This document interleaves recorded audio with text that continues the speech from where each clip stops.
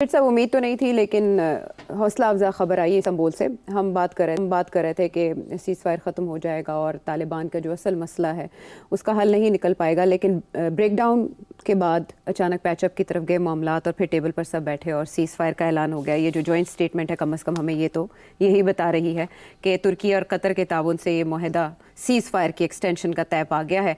और इसके अलावा जो इसकी फर्दर मोडालिटीज़ हैं वो 6 नवंबर को डिस्कस होंगी, वो भी इस्तांबुल में ही। मॉनिटरिंग और वेरिफिकेशन मैकेनिज्म के ऊपर फ़रीक़ैन हो गए हैं मुत्तफ़िक, which is significant, 4th point है इसका। और उसके बाद तुर्की और कतर ने शुक्रिया अदा किया बोथ पार्टीज़ का। तो यहाँ सवाल ये पैदा होता है कि ये तुर्की और कतर की सालिसी ने काम दिखाया है या हक्कानीज़ जो हैं उनका कार्ड काम आया? कोई कार्ड नहीं काम आया। क्या मतलब? ये सब गलत है, कुछ नहीं हुआ, कोई मुआहदा नहीं हुआ, कोई कुछ नहीं हुआ।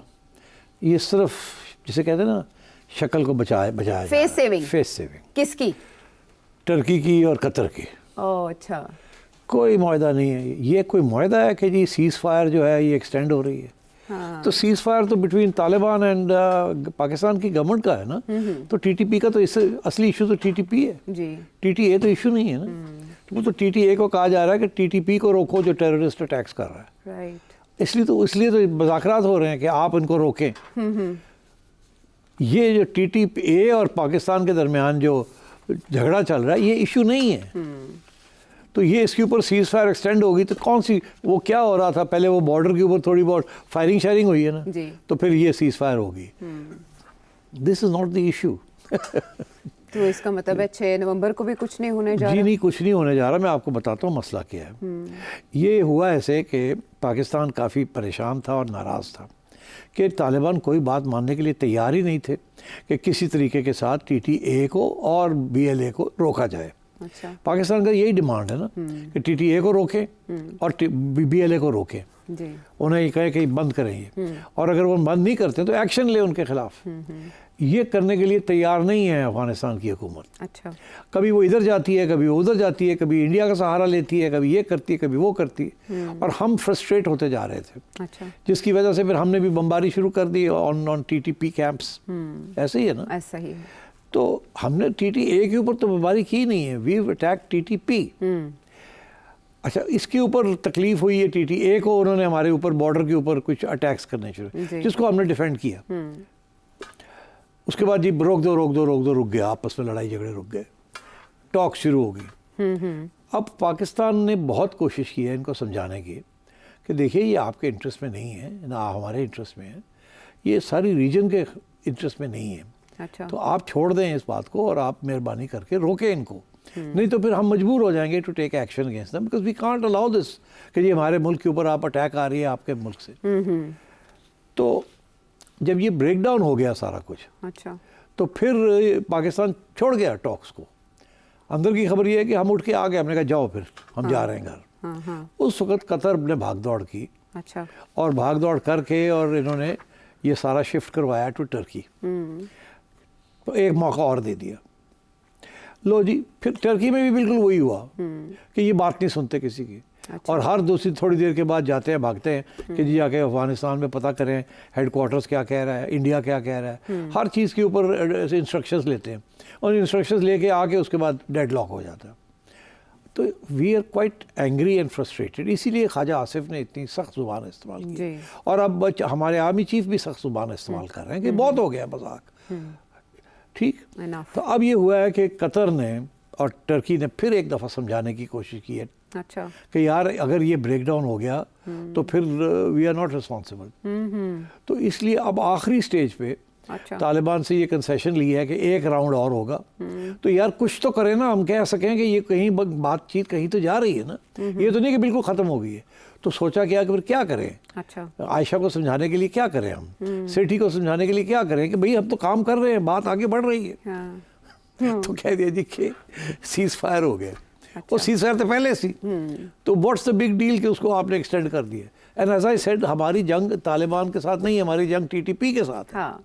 और बीएलए के साथ है। ठीक, मसला वहीं का वहीं है। मसला वहीं का वहीं है। सिर्फ जैसे कहते हैं ना कि एक मौका और दिया जाए। और ये कतर के कहने के ऊपर हो रहा है, बिकॉज कतर नहीं चाहता कि फिर एक उनके यहाँ जब वो मीडिएशन करते हैं तो वो कामयाब ना हो। वो अपने आप को बड़ा बना रहे हैं ना कि हमारे यहाँ सारी मीडिएशंस हमारे प्लेटफॉर्म पे होती हैं, हम बहुत बड़ा रोल अदा कर रहे हैं जी। तो जाहिर है तो फिर हमने कहा चलो एक दफ़ा फिर पूछ लेते हैं। हाँ। तो ये कुछ नहीं होना, क्योंकि अब अगले राउंड के अंदर अच्छा। जो कोर इशू है उसके ऊपर अब बात होनी है। कोर इशू क्या है? ये नहीं है जी अच्छा जी हम कोशिश करेंगे, ये इशू नहीं है।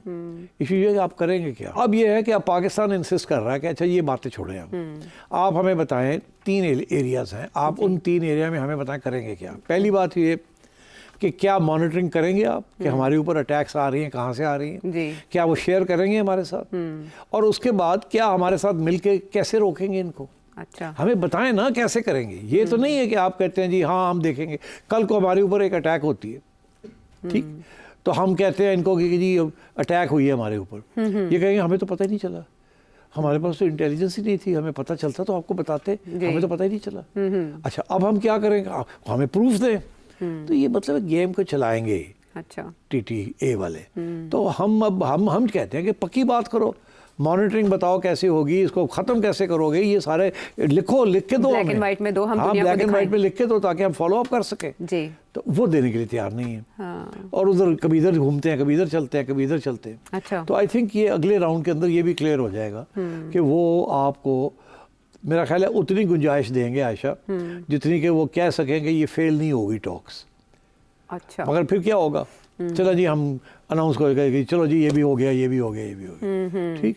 उसके बाद क्या होगा, हमारे ऊपर अटैक आएगी TTP से, हम लड़ेंगे, हम इनको कहेंगे जी ये TTP ने हमारे ऊपर अटैक किया, आपने क्या किया, आपने रोकने की कोशिश की, जब से हमसे बात की आपने क्या इकदाम किए। अच्छा। वो कुछ भी नहीं आपको बता सके, वो कहेंगे हमने उनको पैगाम भेजा है, हमने ये किया, हमने वो किया, neither here nor there. Right. तो ये विदिन 15 डेज ये फिर लड़ाई झगड़े शुरू हो जाएंगे।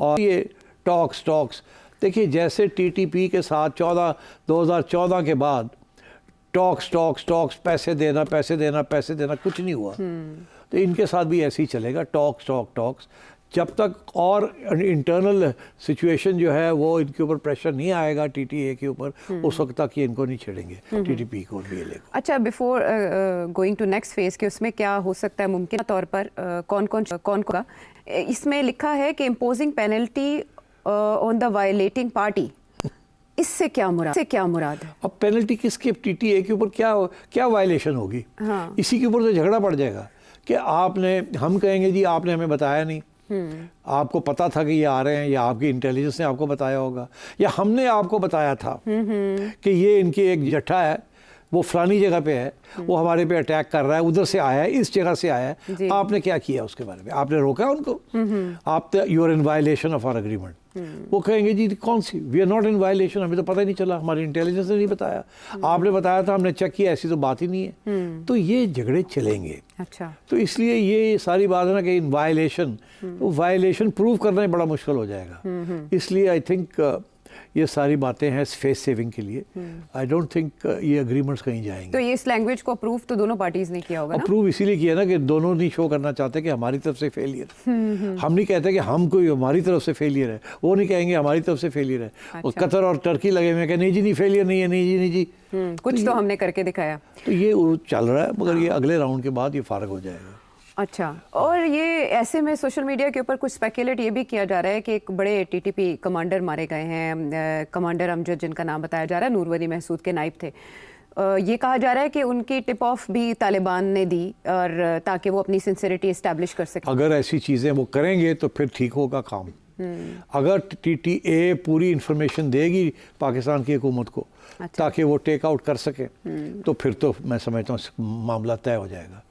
मगर अगर ये नहीं देंगे और ये खुद ही हमें सब कुछ करना पड़ेगा। देखिए ना, जब हम जाके अटैक करते हैं उनके किसी बेस के ऊपर, तो TTP वाले तो शोर नहीं डालते, तो TTA वाले कहते हैं ना आपने आके यहाँ बमबारी दरअंदाजी किया आपने, आप हमारी हुदूद में आए हैं, और इसलिए फिर वो हमारे ऊपर अटैक करते हैं TTA वाले।